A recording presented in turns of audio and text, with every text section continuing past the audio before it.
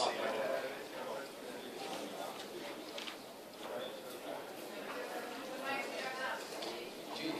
was off doing my exploration thing, building my sub in Australia, and I called up Vince and said, you know, I need a small camera. I'm going to go down to 7 miles down where the pressure's 16,000 psi, almost double what our last deep ocean 3D camera system operated at. And I need a camera that's much, much smaller because my sub is smaller, lighter, faster, and I don't have much payload capacity. And we discussed it. And our last camera, which we took down to Titanic and Bismarck, a 3D HD camera, weighed about 150 pounds in its housing. And I said my mass budget's about 5 pounds. Seems impossible, but we did it. So I'm going to show you what we came up with.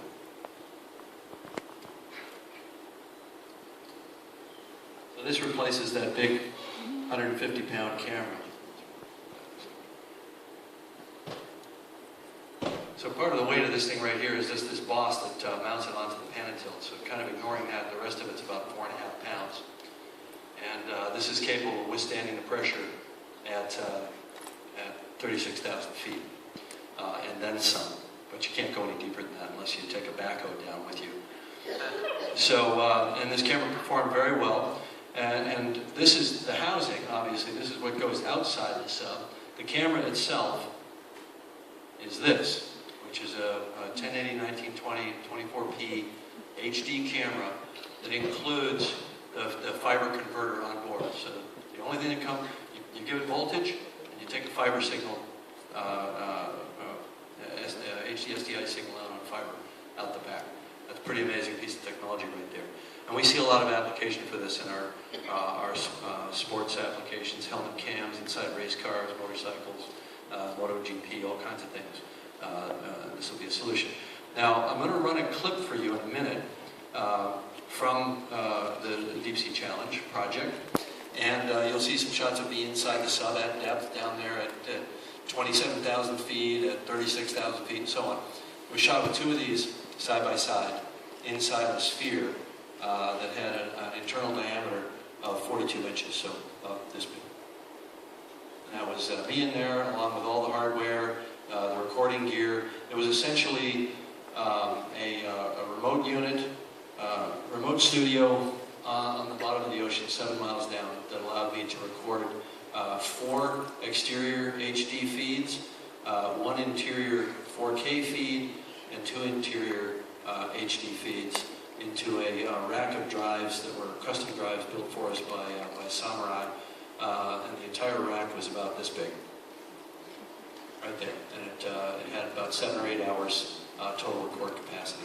That's pretty amazing to get all that stuff packed into a little tiny sphere like that, along with me, the life support, 7 joysticks, all the electronics and communications and sonar and all the other stuff that was in there. And you'll see in the footage that it was pretty damn jam-packed. But I think that's just an interesting example of the kind of technology challenges that Vince and I like. And I think it's that appetite for innovation that distinguishes us. When somebody comes, you know, we've got solid crews. We go out there with robust workflows. We deliver the job. We're reliable. But what's really fun about it is when the clients come to us with a challenge that needs to be met, and we really like that. So the Deep Sea Challenge, we built a sub called Deep Sea Challenger. It was a unique vehicle. Its purpose was to dive half again deeper than any other piloted vehicle in the world could dive at the time that we built it, and that's still true today. The other deepest diving vehicle in the world can go to 7,000 meters. The Deep Sea Challenger goes to 11,000 meters, and did so repeatedly and safely. So how do you do that? You know, there was no off-the-shelf technology that we could use. Sub was built in Australia with a little team of about 20 people working in secret. And we took it in, we assembled the sub in about 2 months. We worked on it for 7 years. Most of that was design and creating the pressure hull. But the actual assembly of the sub on the shop floor started from zero, from an empty space like this stage, in November.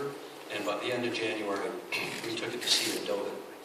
And then within the next 2 months, we had gone through our sea trials, diving progressively deeper, first 60 feet, then a 1,000-meter dive, then a 4,000-meter dive, a 7,000-meter dive, an 8,000-meter dive, and then 2 dives to 11,000 meters.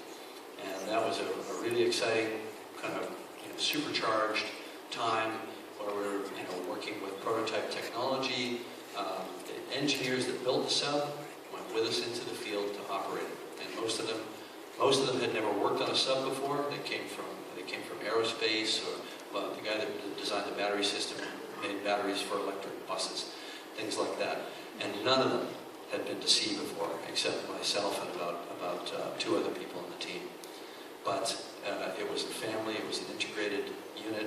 We went out there and we accomplished our goals. We actually succeeded in spite of some pretty serious odds and some bad weather and all the things that normally besiege you.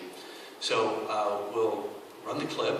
What I want you to do is look for, you can see this baby sitting out on the end of about a 2-meter camera boom, just a thin kind of whisker pole that came out the side of the sub, and it was on a tiny pan tilt that allowed me to turn around and aim back and actually image the sub itself, because there was certainly nobody else down there able to take the pictures.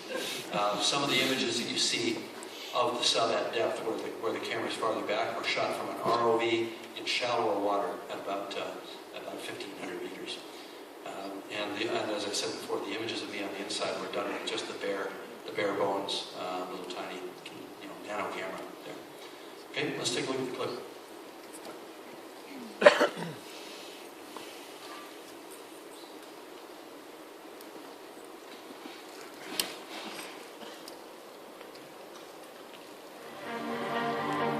Challenger Deep in the Mariana Trench is the deepest place on Earth, 7 miles straight down.